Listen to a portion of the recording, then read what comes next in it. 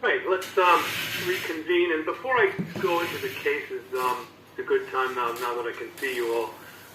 Any questions on any of that? And I'm just sort of, we've got a couple minutes. I'm just sort of curious what all of your experiences are in dealing with adults with PRISM who just show up in your clinic. I mean, do you all see these patients?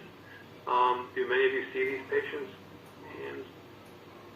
Yeah, some, no? Some, I see some nods. Okay. Yeah, I mean, they can be real time consuming. And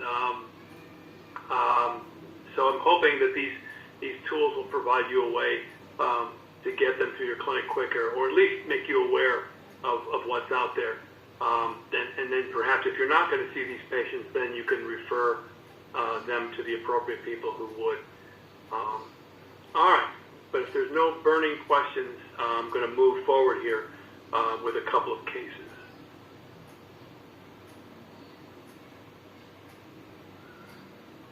So the first one, the first time visit to my orthoptic clinic, what I did is I just sort of cut and pasted from the electronic medical record. So this is sort of what I wrote, when I saw the patient at the time.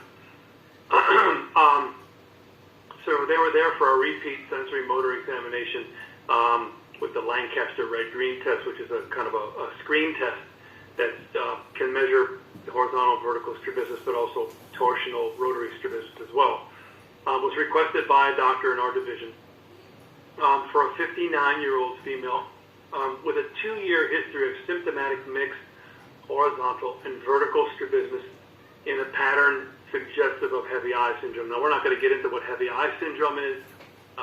It's basically associated with high myopia, where the eye literally sags in the socket, but we'll leave that alone for now. So at her last exam 2 months prior, she reported mostly horizontal intermittent diplopia in the distance. It was addressed by habitually closing either eye while driving. She had tried and failed with temporary press-on prism before. So surgery was being contemplated. Now, I don't have any imaging to show you to confirm the heavy eye syndrome, because a lot of times you can see the displacement of the horizontal recti below the equator of the eye in the coronal images of an MRI. But heavy eye syndrome is the clinical suspicion here, given the high myopia that you see in her refractive error, and the fact that she had she had esotropia and an associated hypodeviation, which is kind of a clinical sign of heavy eye syndrome. And yes, unfortunately, she did arrive to the appointment with dilated pupils from a previous exam, but when you see the measurements here in a second, it really didn't make much difference for how we treated her. So with her sensory testing, and this is the Titmus fly and the Worth 4-dot, there was basically no fusion here. She had a constant misalignment. Extraocular motility testing, there's a modest esotropia right here, and a small left hypotropia. Symptomatic in the distance by history. So what are we going to do for this lady? Okay, so here we go, and we're going to click on that. Maybe, there it is. Okay, and we're going to go to the next slide here. Oops, excuse me. Oops, sorry about that. Hold it 1 second. There we go. All right, and we're going to enter into her compounding prism thing. We have esotropia of 16 and hypotropia of 10 on the left. So we're going to go to left, base up, and that's 2, and then base in on the left, and that's 16. And we're going to click calculate, and it's going to predict 16 prism doctors at 173 degrees on the left. Let me make sure I have all the orientations. Left eye, base up, and base in. 16 at 173. So, okay. So 16 up and out. Oh, hold on here for a second. Let me check the math again.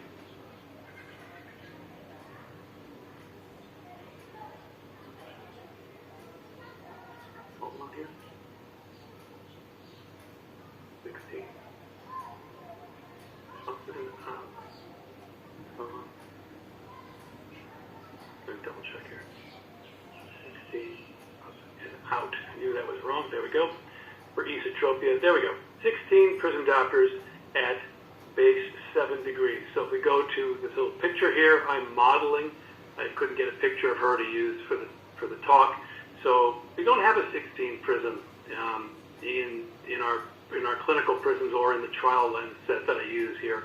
So we use a 50, and I put it over her trial frames in the temporary trial frames, base out and up at about 7 degrees, allowing her to rotate the axis until the diplopia resolved.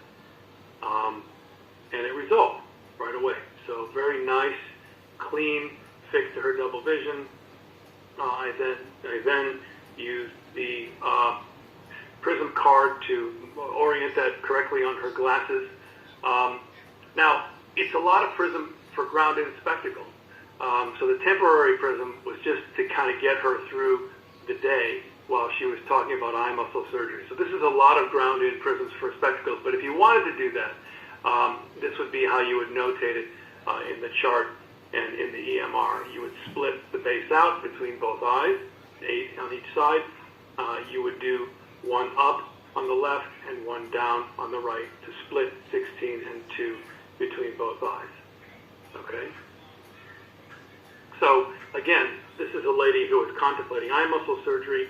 The temporary prism was to relieve her symptoms in the short term, and she went on to have eye muscle surgery to relieve her strabismus more efficiently. So, very quick, very easy.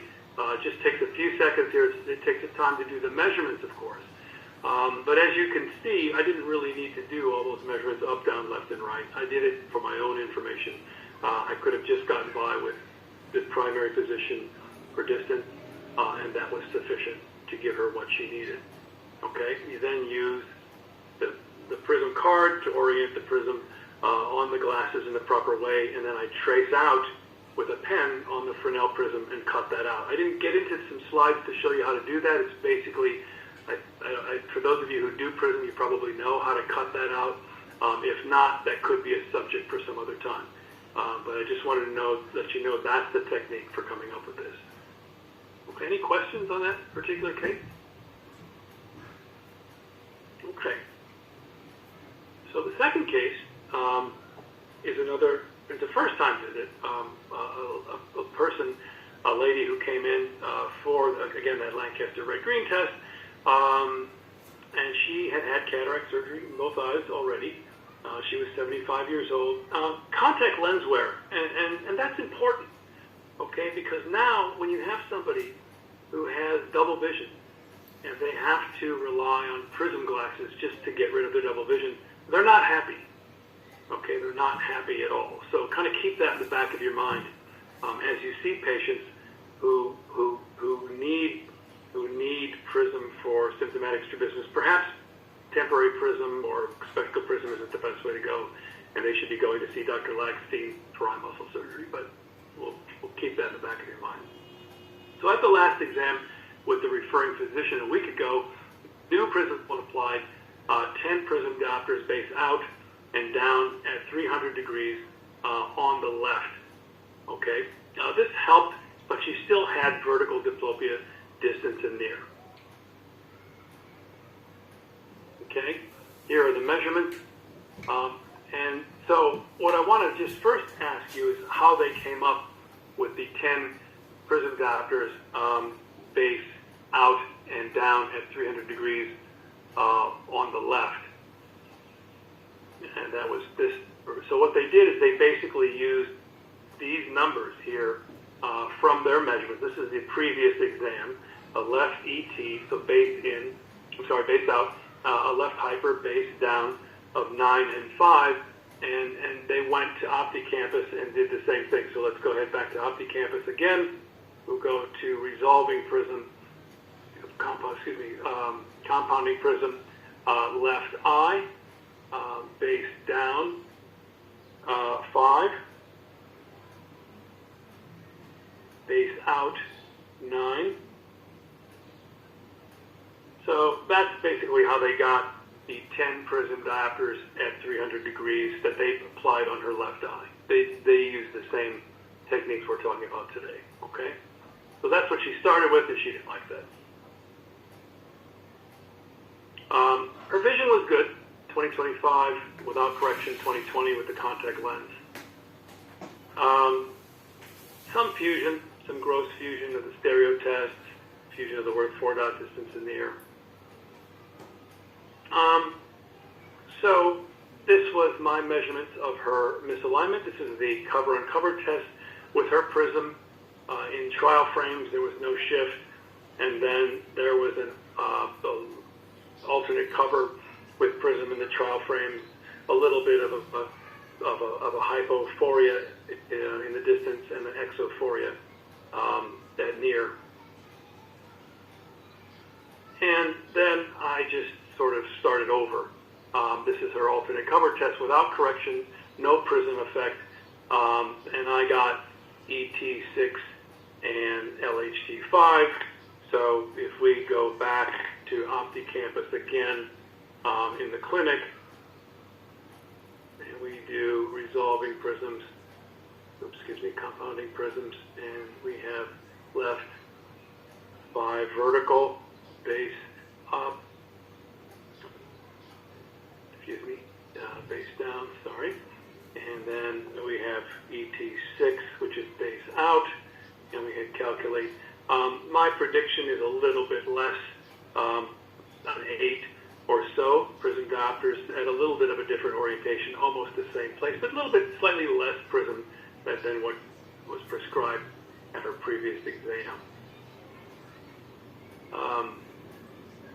So here we have it. You have to remember that for prism orientation calculations, you have to use that 360-degree scale you see in the photo here. Otherwise, the math just isn't going to work out to orient the base of the desired prism power in the appropriate direction. Okay, and again, I've demonstrated it for you one more time. So this is 0, 360, 90, 180, 270 on the right. The 0, 360, 90, 180, 270 on the left. Base down and out right in this area here. I have a question. Yes, ma'am. Do you rely your calculations only on a cover test, or do you take in account associated foria or any other binocular diversion tests? And yeah. The second question, sorry, I don't want to forget, is with the non-committed strabismus, do you correct only in the primary gaze? So, first question, what you're referring to is what all of us have are fusional amplitudes, correct? We all have both convergence and divergence amplitudes. We also have a much narrower vertical fusional amplitudes, and there's even cyclotorsional fusional amplitudes that the brain has. I don't know what your personal philosophies are. There's great disagreement in the United States about training all of that. I think you can train convergence because it's a voluntary, to some degree, it's a voluntary effort. You can cross your eyes, volitionally. Nobody that I know can volitionally let their eyes deviate apart from one another. I don't know a human being who can do that volitionally, and I don't know anybody who can volitionally, vertically change the position of their eyes apart from one another or on a rotational basis. So I'm of the opinion, my personal opinion, that those are more hardwired in the human brain.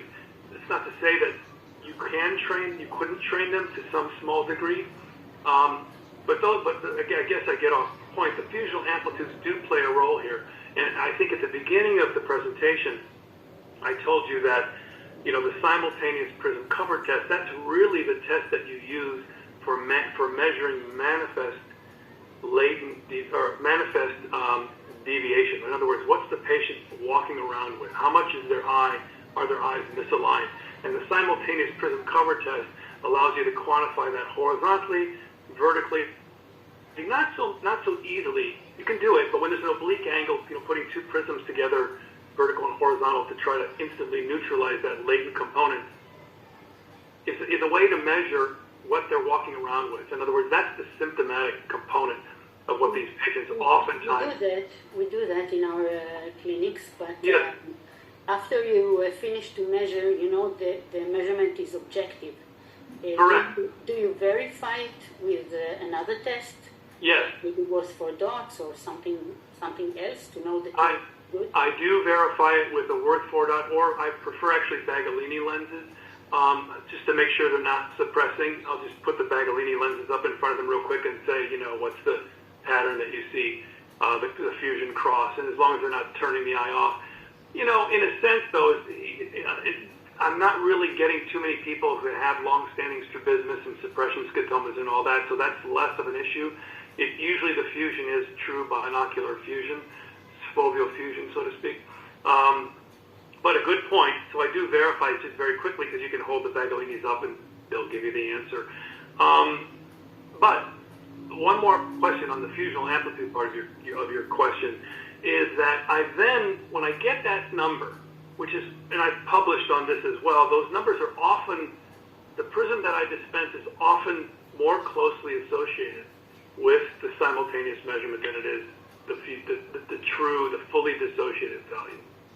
That's just, I looked at some patients over 3 years, and that's what fell out of the data. The association was statistically significant with the simultaneous prism cover test, not so much with the alternate cover test, meaning people wanted to have their manifest angle corrected mostly, and they were fine.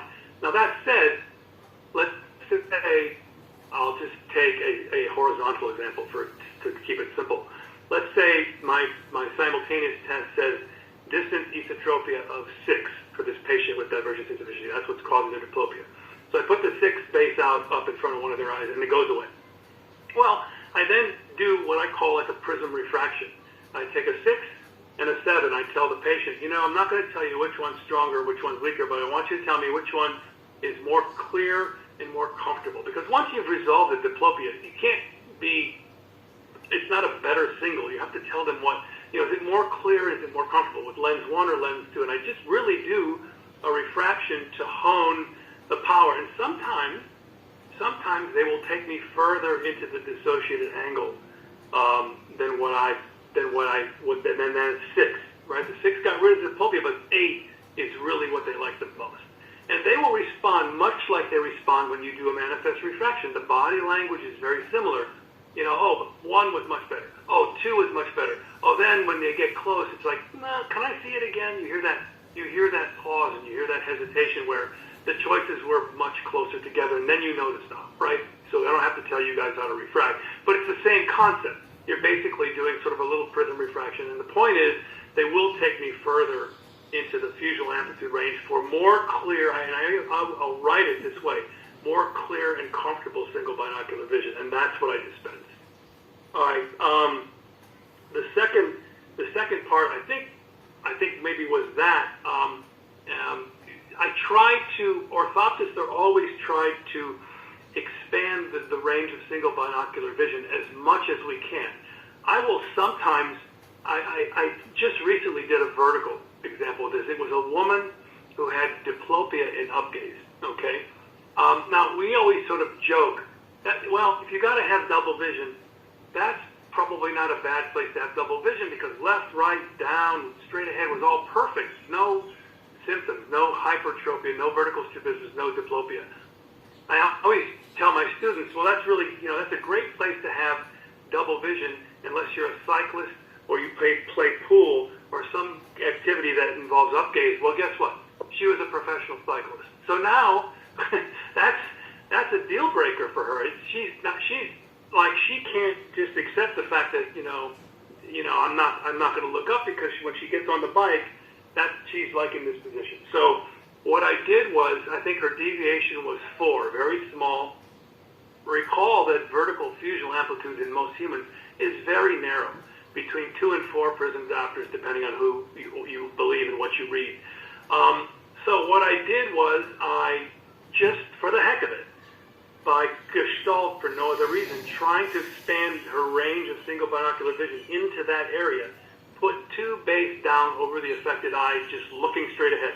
I go, how's that? She goes, that's fine. Is there any double vision? No. So when I put 3 there, though, 3 didn't work. 3 made her diplopic straight ahead. But then I compared her head position, like what was her head position? How far could she go into the vertical gaze-up position with and without the prism? And it definitely expanded her single binocular field to the point where she said, I think I can work with this. I think I can readjust my position on the bike. I'll wear these glasses with this temporary prism. We're doing temporary right now. I didn't want to make her spend a lot of money for them if they didn't work. And if she likes them, then she'll send me an email and we'll send off a prescription. She'll wear them just for cycling because she doesn't need them to drive and to function in daily life. So, 2 good questions. I hope I answered both aspects of that. So yes, we do try. It's kind of a toleration test. Absolutely. And again, you recall that you're using those fusional amplitudes. I mean, she's got enough vertical and fusional amplitude, even though that range is narrow. She doesn't have a neurological process going on. She's not ill. She's got good vision in both eyes. There's nothing sensory going on. She's able to compensate. She's able to use her vertical fusional amplitudes to correct my overcorrection of her straight ahead, which allows her to be a little bit less double, go further up. I sometimes do the same in a multifocal prescription when the deviation for distance and near is not the same. I check what's the toleration.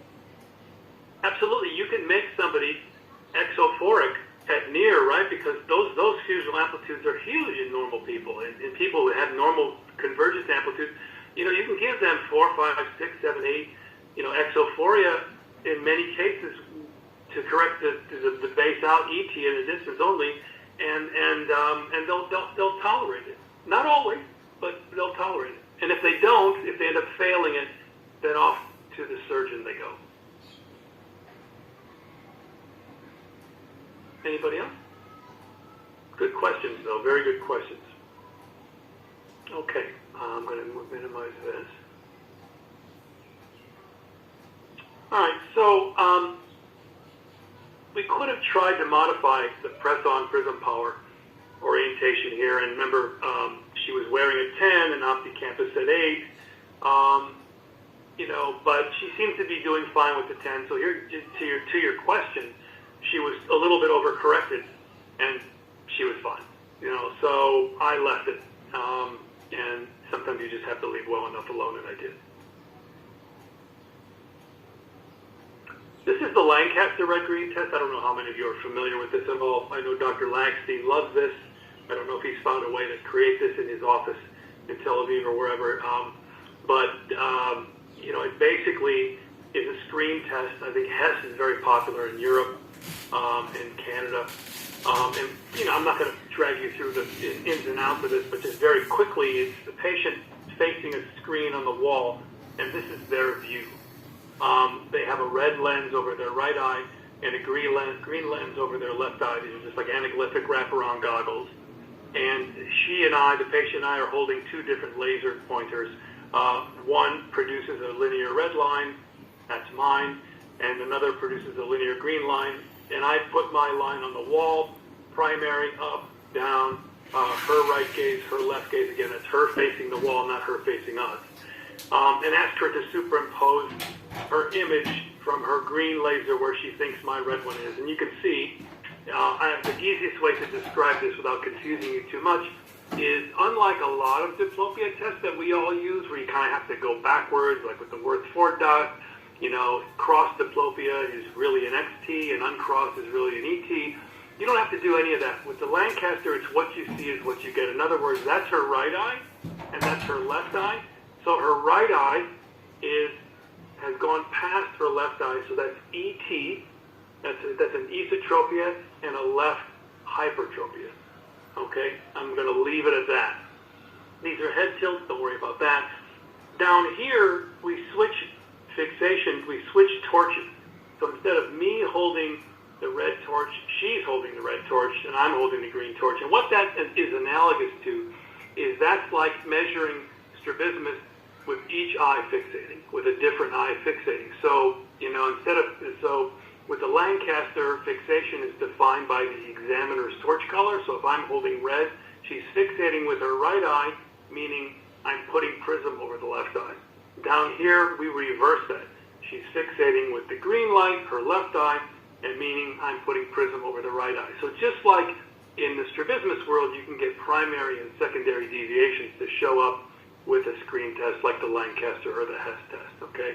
Again, not a course on the Lancaster test. We could talk a whole 45 minutes on that, but I just wanted to kind of show you what I was referring to there.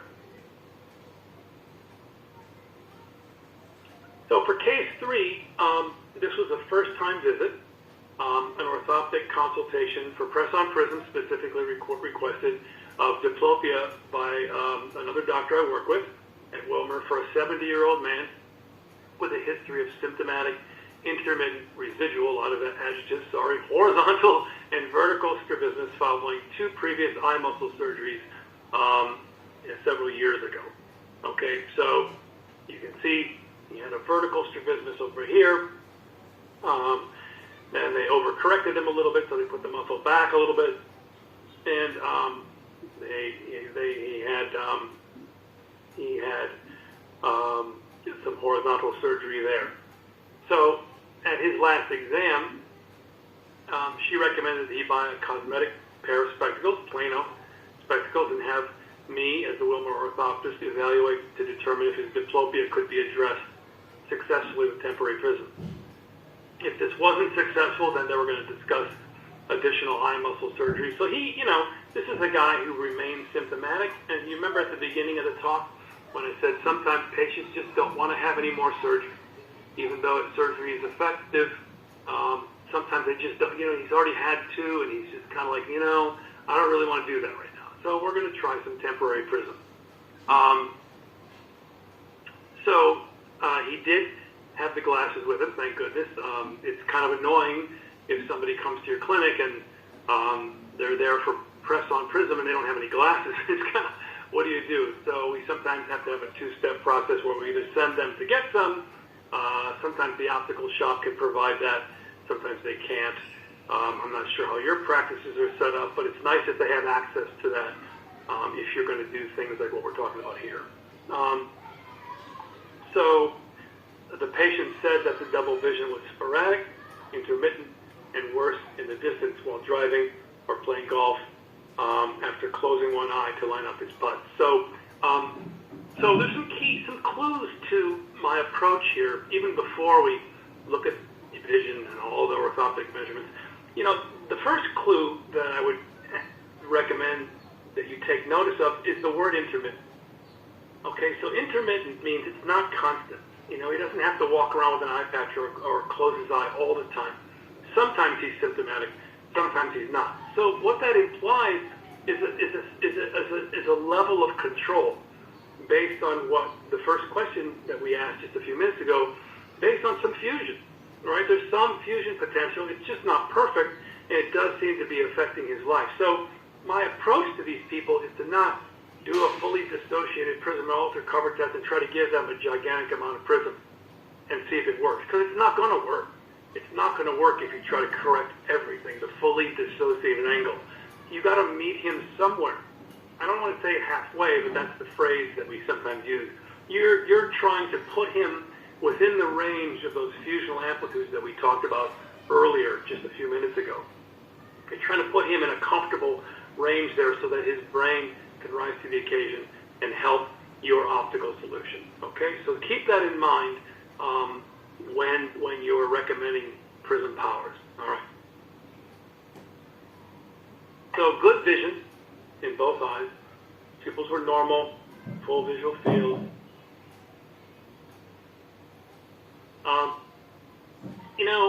Probably this is artifactual. You can see some of the circles that are blurry on this test without having binocular vision. The fact that he didn't see the fly is 3-dimensional.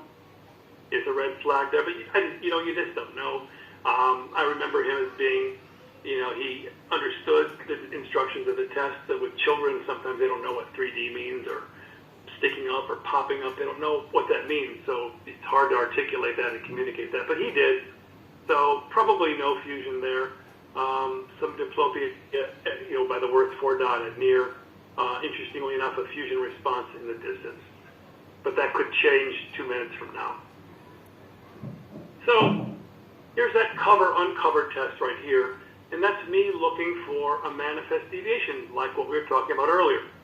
Is he walking around with any strabismus in my clinic right now? And this would appear to suggest that the answer is no, at least right now. Okay? However, when I fully dissociated with a more prolonged prism and alternate cover test, you see these things build up a little bit in the clinic. These are his ductions, and these minus numbers are associated with surgical weakenings that he's had in the past. Okay, so he has a little bit of a vertical and intermittent hypertropia on the right, a small amount of esotropia in the distance on the left, maybe even more so with the vertical here at near. But this is intermittently symptomatic, okay? Why is that? Well, I don't know about the esotropia. That may or may not be the driver of his symptoms, but I certainly think the hypertropia is. Again, recall that the normal amount of human fusional vertical amplitude is somewhere between 2, 3, or 4 prism diopters. He's using half of that just to remain single and binocular all during the day. So, when you get into the 30 to 50% range of phoria, where you're compensating for 30 by using 30 or 50% of your fusional amplitudes, whatever they are, in my mind, that produces symptoms. Whether it's intermittent or more constant, I don't know. Every brain is different. But again, I take notice of this. The casual observer might say, well, that's a really small vertical. Well, yeah, but it's 50% of his normal. So to me, that doesn't surprise me that he's intermittently symptomatic. It's probably driving the intermittent loss of fusion. But we're gonna address them both. So what do we have? We have ET, we have 7 in, and we have 2 down on the right. And we're going to go over to OptiCampus again. This is real time. All right, we're on the right eye. 2 down. 7 in. Out. Out, thank you. Thank you. I'll get that right before the talk's over, I promise you. All right, 7 out. Very good. And there we go. Okay? So, about 7 prism diopters. And let's see if I can show you the orientation of that. Yeah. Out and down at 320 degrees. So, that's what it recommends. Now, interestingly enough, that's kind of the fully dissociated angle, right? So you think, well, maybe he wouldn't like that. Maybe he wouldn't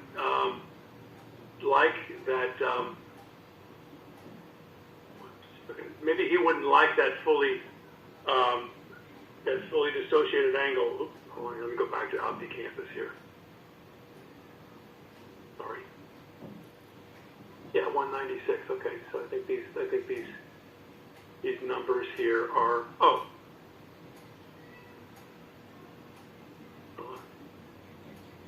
maybe he wouldn't like that full number, but he did like that. As a matter of fact, he liked a little bit more. So every brain is different. I tried to give him less. He didn't like less. These axes are not correct here. This should be 196. So he liked 8 out and down. 8 out and down. Hold on. I'm just going to verify. I don't want to steer you in the wrong direction here.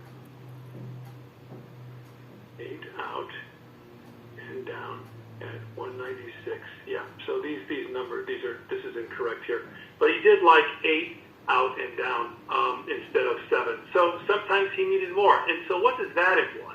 What that implies is that maybe I didn't dissociate him enough. Maybe there was more horizontal.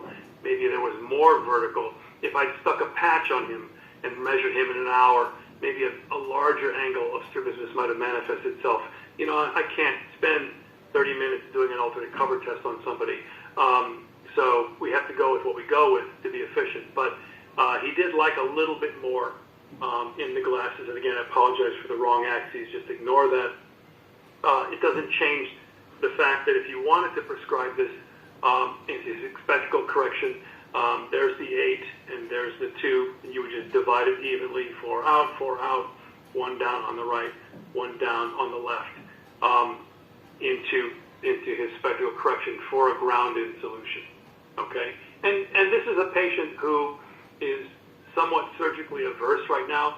So if he liked the press-on prism, and I told him to reach out to the physician who referred him in and have her. She would have access to this prescription. She would send this to him digitally or mail it or whatever, and he could grind it in. But we're going to do the press-on prism first. So I want to take this guy, for example, and work backwards. So we have 8 out and 2 down on the right, and we want to work backwards to give him a pair of sunglasses that he can wear on his vacation because he doesn't have a big refractive error. So let's just do that. Let's work backwards. Okay. All right, right, 2 down, 8 out. Got it that time. And again, that tells you where you would put an 8 prism diopter Fresnel prism on the right lens of a pair of sunglasses at 194 degrees. That would be about here. Okay? Here's 180, here's 194, somewhere there, and you can use that compass rose card that fits under the lens to accurately line up the base of that temporary prism on the spectacle lens. Once again, hold it up in front of him. Is the double vision gone? Yes. And then you trace it out, cut it out, and apply the Fresnel lenses. I apply them to the anterior, the posterior surface of the lens closest to the patient. Number 1, for better cosmesis. Number 2, it protects the press-on prism from falling off the glasses. So it's applied on the back surface of the lens, smooth side forward. Okay? All right. Any questions on that case? Yes. Yes. I noticed that when you go to calculate, you're using only the primary, the prism in the primary. Yeah. That's the caveat, and that's why I tell patients. I said, I'm not going to make you perfect everywhere. In his case, his deviation was, if I can go back, was kind of similar in lateral gazes. So, I think he had a pretty good, he's probably not going to be perfect here in right gaze, but, he was pretty good everywhere else. And again, we even if we made him a little bit exophoric here, he's going to be able to use those fusional amplitudes to control that for you. And again, this is one of the reasons why I don't ever go to spectacles first, because you don't know if it's going to work. And it might be, you're right, there might not be enough. I might need to add more vertical to compensate for that, or maybe that he can't tolerate the exophoria. So before we ever recommend somebody to spend a lot of money on a grounded solution, we put the press-on prism on, and then it's an email or a message in the electronic record. Hey, the glasses are working great. I want to get them made. And then we send, I've either printed out the prescription and handed it to them and said, hold it until you like, if you like this, then go fill it, or, get a hold of us and we'll send it to you. So it depends. Every circumstance is slightly different. So I tend to try to dispense the prescription with the idea that if they like the temporary version, we can go to the grounded ones after that, but not before that. But you're right. That's the limit of what we're talking about here today in all cases, is that it's really just a primary position solution. This gets into the sort of, big description or the big discussion of prism treatment versus eye muscle surgery. I'm the non-surgical guy, but I'm not going to withhold surgical treatment from patients who might be better served by that. The patients that come to me are not interested in eye muscle surgery unless I find some sort of surprise that says, you're not going to like this prism because it's so strong and you're not going to like this. So I would really, if you were my relative, I would go talk to Dr. Collins again and talk about eye muscle surgery. So I don't pretend that it's going to fix everything in all directions. I don't. I try to tell them exactly what you just said. This isn't going to fix you everywhere. I try to address the chief complaint. But in the results calculate, we have resulting calculate and component calculate, right? I'm having trouble understanding what you're talking about. Yes. So I understand what you're saying. So let me pull that up and show you. Okay. So compounding will take two different measurements, horizontal and vertical, and give you an oblique prism, Okay. right?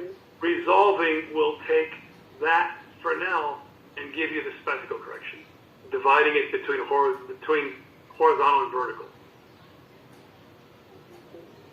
So let's take that prism, right? What did we say it was? For this guy, it was hold on here. What did we say it was? It was an 8.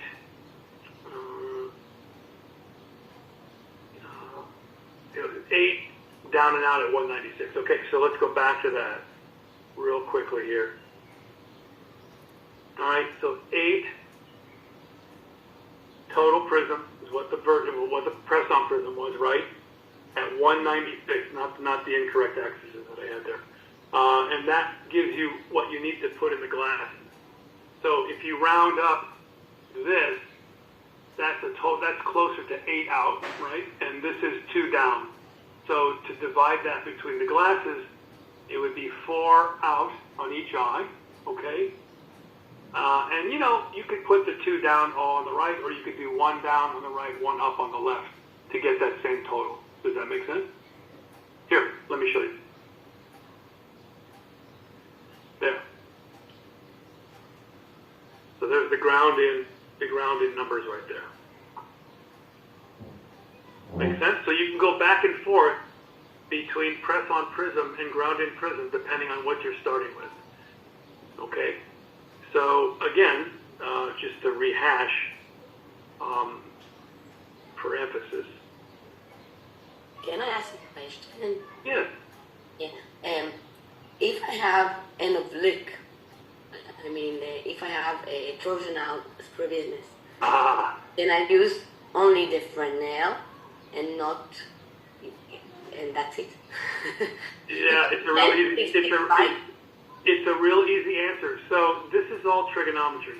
So press on any prism, horizontal or vertical, only acts in 2 meridians. Okay, X and Y. With torsion, you have Z, which comes out to U. Okay, so it comes out of the 2-dimensional plane into 3 dimensions. Okay, so torsion is a vector that is unaffected by, I remember a very prominent neuro-ophthalmologist coming to me a number of years ago at Wilmer saying, if you rotate that prism, will that help his torsion? I said, no, it cannot help the torsion. So I'm curious, we'll do a little straw poll here and ask what you guys have found out. In my experience, when I first came out of, for being certified as an orthoptist, I put prism on everybody, all the time, torsion or not. And then I quickly realized that significant amounts of cyclotorsion, revealed either by the Lancaster or by double Maddox rods, or however you measure torsion, can preclude fusion with prism. So anything, we get into the 5 to 10 range of torsion by double Maddox rod. I find that prisms don't work very well, either short-term or long-term. And I don't know what are your experiences here? I've had one guy who had 10 X-cyclotorsion associated with a fourth nerve palsy, and he did well with the prism, but he didn't do well for him. It didn't last. He wore the prism for a number of months, then he failed, and then she did strabismus surgery on him, Harada Ito, to compensate for the torsion, and he did fine. So what are your all experiences? Have you tried, do you measure torsion in your clinic, those of you who? I don't, but No. I know that I can't fix it. So I'm asking about the press-on prism if I can. No. That's Dr. Lagstein's job. So, but it would be really good for those of you who are doing these kind of measurements. For those of you who are doing this, is to give the doctor that information. Even the double Maddox lenses. You guys familiar with those? The red single and white single. Yeah. Even doing that in the clinic and measuring what the torsion is and providing that information with the referral is very helpful. You can say, well, we tried press-on prism, but he failed, and I suspect it might be related to the 7 to 10 degrees of subjective torsion I found on double Maddox rod. And you might be right. You probably are right. But just guessing, it would be nice. So I measure it. I do measure, and somebody, either the referring physician has measured it or I measure it. And I didn't get into that now, but it's a good question. I probably should have included that in these cases, that in all these patients, the subjective cyclotorsion was very reasonable, like 3 degrees, 4 degrees, 5 degrees. So that's why I proceeded with a prism trial. But that's a great question, and I think you all should kind of get in the habit of, whenever there's a vertical strabismus, whenever there's a cyclovertical muscle involved in the patient's pathology, to see whether there's that third dimension, as I call it. Because if it's large, the prism's not going to work. And you would coach, not only tell the doctors that, but you would tell the patients, hey, I don't think prism is going to be a good idea here because there's this third part of your strabismus. And I always tell all the patients, when you have strabismus, you can have 3 types. You can have horizontal, you can have vertical, and you can have this cyclo-rotary one. And, when I'm doing the Lancaster red green test, they want to know, what are you doing? Well, that's why I'm doing it, because we're trying to get a feel for this part, because prism doesn't work for that. Oh, they get it. It's really, they understand. I understand. Okay, that makes sense. So, I know. Or what are these goofy lenses? What do we measure with these double Maddox lenses? I do that same thing. I say that same thing and say, this is what we want to identify, whether this is a component of your problem or not. So, but good point. Thank you. Thank you. Mm-hmm. Anyone else? Questions before we launch onto the last case? Okay.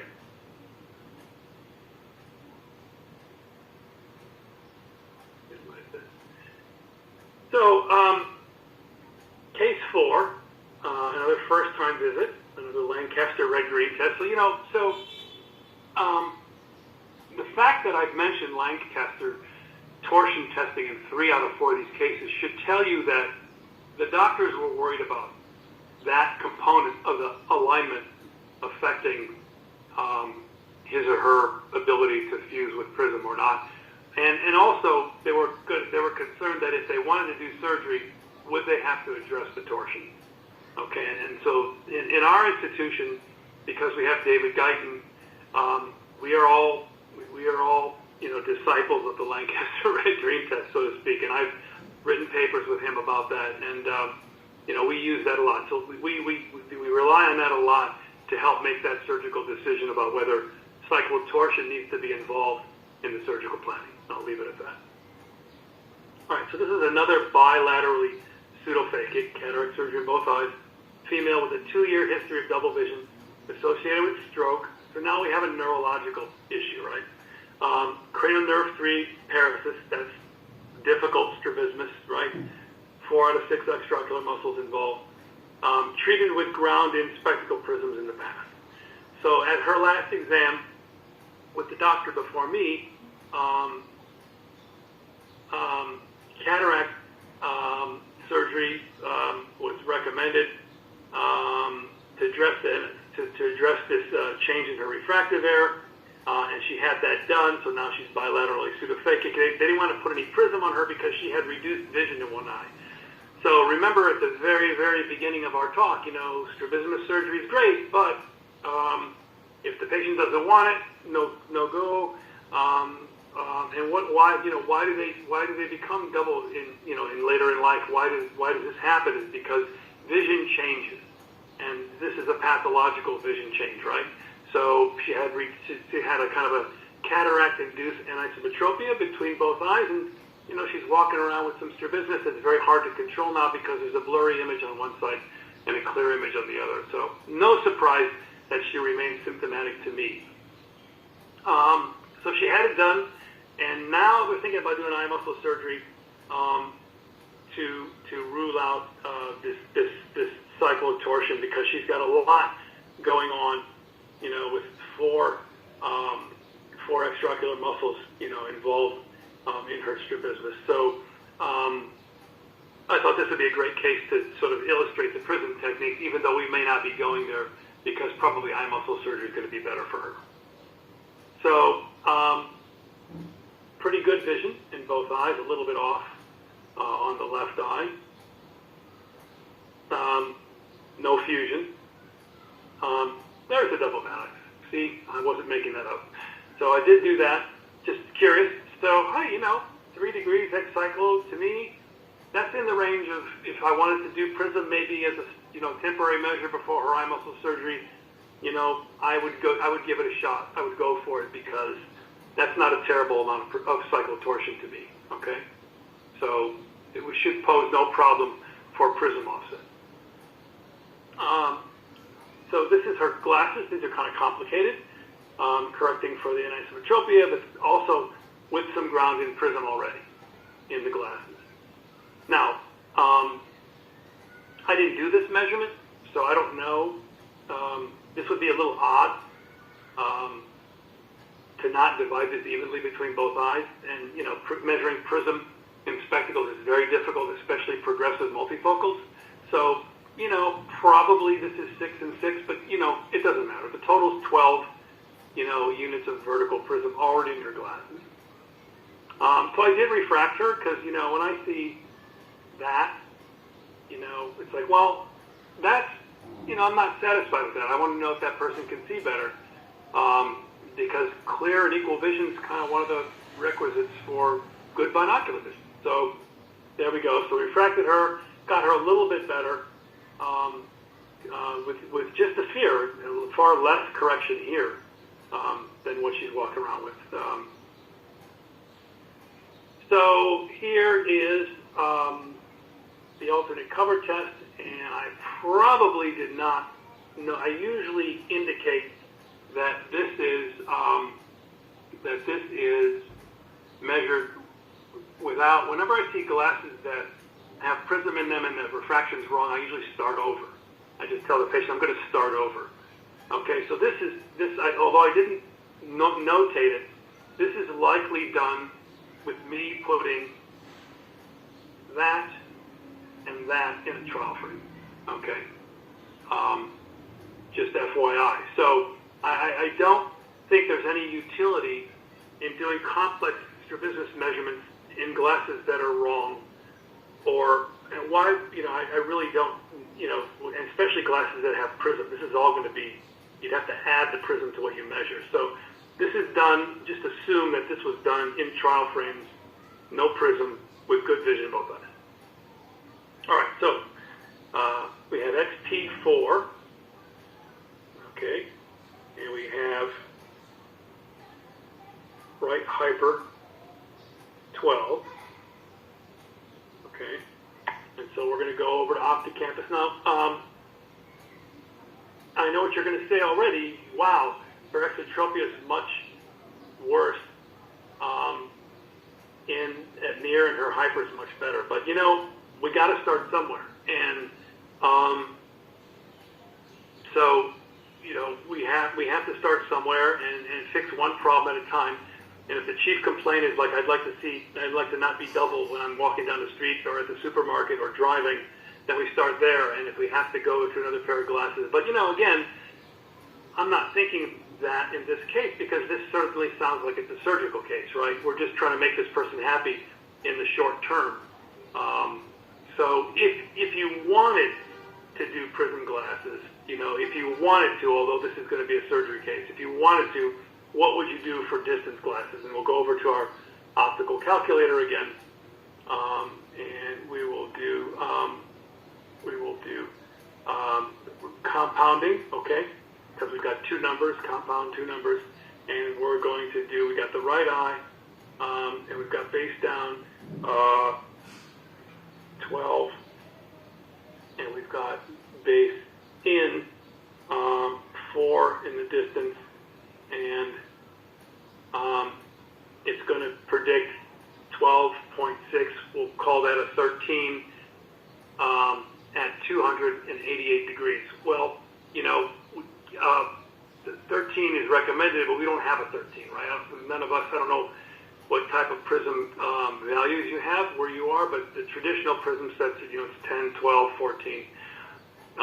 We only have 12 or 15 in Fresnel and press-on prisms, so we would have to start with one of those if our goal was to apply some temporary prism on a pair of glasses she could use in the distance, if that was our goal. Okay, so it would be probably a 12 or a 15, whichever one she liked more. 288 degrees. This is 270 straight down on her right eye. So it's going to be over here. It's going to be base down and slightly in. Okay, the prism base will be base down and slightly in over the right eye.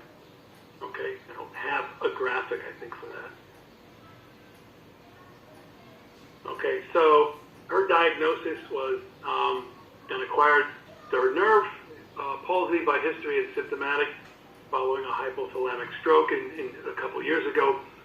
She confused with this. So probably most importantly, and this would be part of any what we call orthoptic preoperative exam or optometric preoperative exam, is the physician wants to know, with the prism that you and I have talked about here today, not so much whether this woman's going to have glasses or not, but with that complicated arrangement and knowing she's only 3 degrees of excyclical torsion, what's her fusional status? Can we predict her fusional status in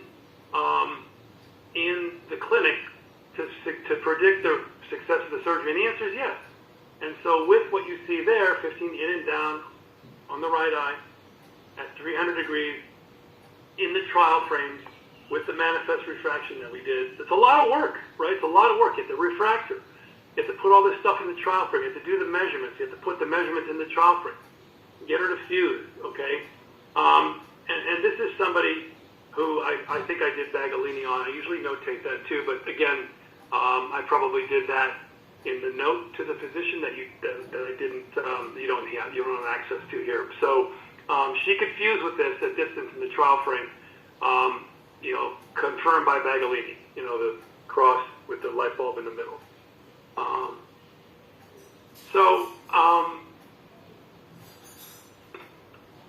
There are some issues with simultaneous perception. Oh, yeah, so when I did the Lancaster red-green test, she would sometimes lose one or the other light, so you really couldn't use, in people who've had long-standing strabismus, sometimes they don't, simultaneous perception can be sacrificed, as I think you might know. And so you can't do a test like the Lancaster test that results in using both eyes at the same time, especially one that's very dissociative with these very dark anaglyphic glasses, red-green lenses on both eyes. In the clinic with my clear lenses, it's unlikely that she went into any kind of suppression, and plus the Bagolini verified that. So, she was probably actually had some fusion, which is great. That's all the doctor wants to know. And she went on to have this particular surgery, left lateral rectus recession for the exotropia, left inferior rectus recession for the vertical deviation, and there's the Lancaster, again, not much torsion. There's the horizontal, there's the vertical, but you don't see a lot of tilting in any of the images that would correspond to torsion.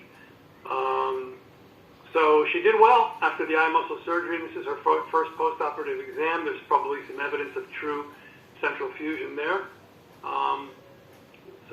she did really well. And there are her measurements. So for a complicated strabismus, the doctor did a great job of fixing her, and she's happy. So again, you know, the take-home point here with this case is that we're not really. You could have calculated prism, and I wanted to just sort of reinforce the techniques on how, which is the topic of this talk. But in terms of thinking through this particular case, what you're telling, you know, the referring surgeon is that this woman will do well after surgery with good chance of fusion with prism offset. So if you could, you know, the kind of the phrase that we have is, if I can do it with prism, she can do it with surgery. It would be more of a concern if she could not fuse with any amount of prism in free space. Okay? All right, I have a little video to share of my piloting passion. Maryland's a very pretty state to fly over. There's lots of water. And, I was up with an instructor way back when, a couple years ago, when I was learning to fly, and we were coming back right at sunset. It was very gorgeous, and springtime weather. So again, thank you for your attention. I want to stop the screen share and entertain any more questions and any more discussion you guys want to have. We're right at the 2-hour mark. I know that's a little bit less than the advertised 3 hours, but you know, I got nowhere to go, and I'm happy to discuss anything you want to discuss and maybe let you out a little bit early. Anybody? Comments? Suggestions? Recommendations? No, it was great. Thank you. You're welcome. Are you going to try to use it? Have you tried while you were sitting there clicking on the link and seeing if that works or not? I didn't have any internet? No. No. תחת אחרון נתונים. I forgot the word. I'm sorry. Wait. Data. Data. Yeah. I'm sorry. Oh, data.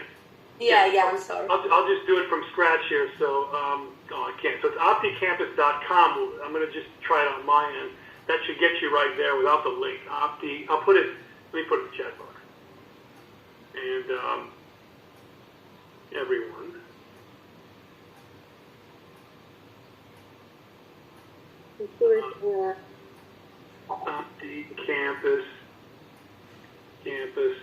Campus.com. They used to have a website, and then the website did not. It went down. Whoever was hosting it, Campus. I'm just trying it on my browser. Yeah, and that. Yeah, that. Oops. Okay, hold on. No, maybe that's not the right link. 1 second. I think I need to give you a different link.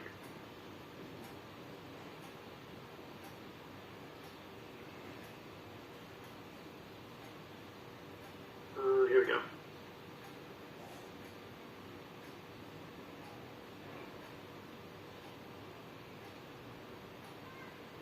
Okay. One more time. All right. This one I think will work. Yeah. So going back to the chat box. All right. Let's try this one. All right. That I think will work. I'm going to try it right now from your chat box and see. And that seems to work on my end. You guys want to click on that and see if it works?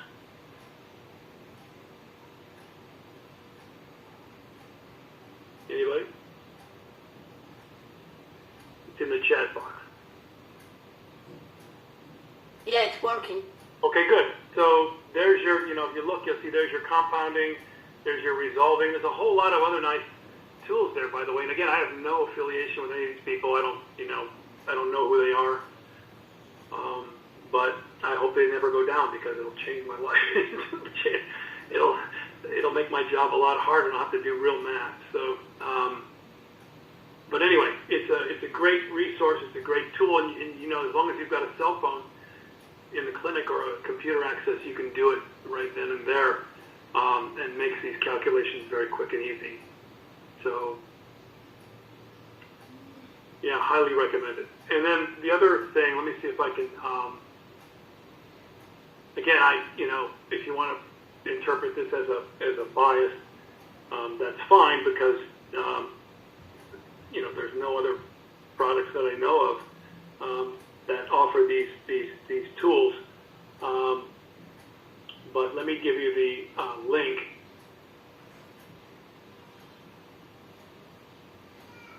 To the Fresnel, the 3M company, for the tools that I use here.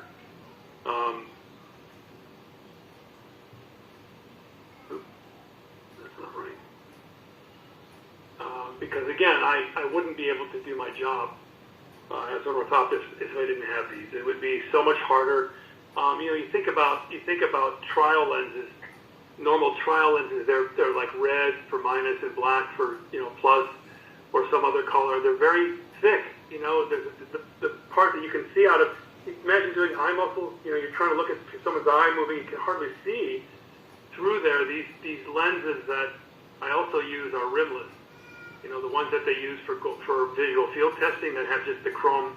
So I use those lenses in these trial frames, and so you can see really well. And you can get side gazes and up and down with the trial frames on it and get a fairly good range of extraocular motion without the patient saying, "Oh, I can't see because the lenses and all the hardware are blocking them." So they really provide a really excellent way to use Prism in a way that's not holding big bulky prisms up. And again, patients love being involved in it. Oh, take your hand. They literally put their hand. Feel that knob? Oh yeah. Rotate that knob, and I have them rotate that knob, and they're like, oh yeah, okay. And they can see it. I can't see what they're seeing, so they'll, if they're going to resolve, they're going to find it, and that axis is right. You can measure that right on the trial frame. You can measure the axis to the degree, and you're going to be very accurate. Can you send us the presentation?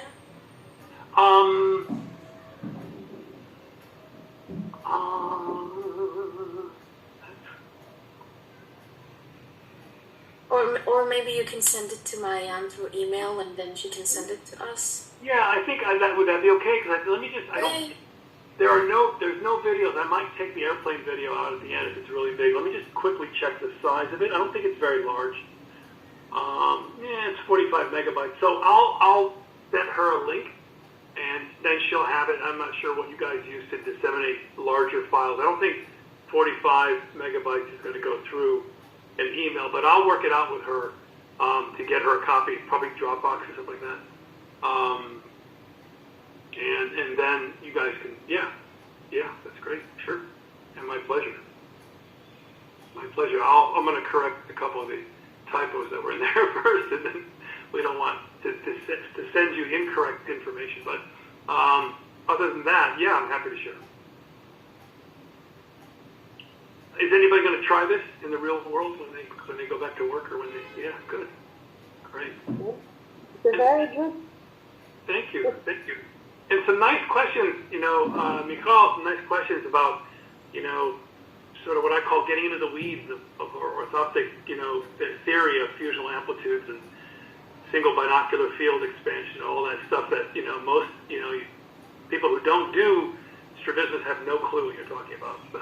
And I try to share that with providers. I also try to share that with my patients in a way that they can understand, so they understand what our concerns are, what our limitations are, and why we can't fix everything all the time sometimes. So those are good questions. Thank you all. Is Mayan? She left, didn't she? So she left. I will email her and figure out a way to share that file with you guys, but I'm happy to do so. I think, we're just a little bit short of 2.5 or so. So with that, I guess we're finished. Any other last minute questions? No, thank you. Good evening. You're very welcome, everybody. Are you guys? Just one question from me. Are you guys doing okay over there? We read the news here, and it's I know there's a lot going on there, and our hearts are with you. We have our own issues here, as you've been reading but they're not like yours. So our hearts are with you there, and hope all is well and you're safe. Your families are safe. Thank you very much. You're welcome. Welcome. Be careful out there, and hopefully the world's insanity will die down sometime soon. So Thank you. you're welcome. Good evening. You're welcome. Good evening, guys. Thank you for listening. And Thank you. Thank you. Until we meet again, okay? Thank you very much. Bye bye. Good night. Good night.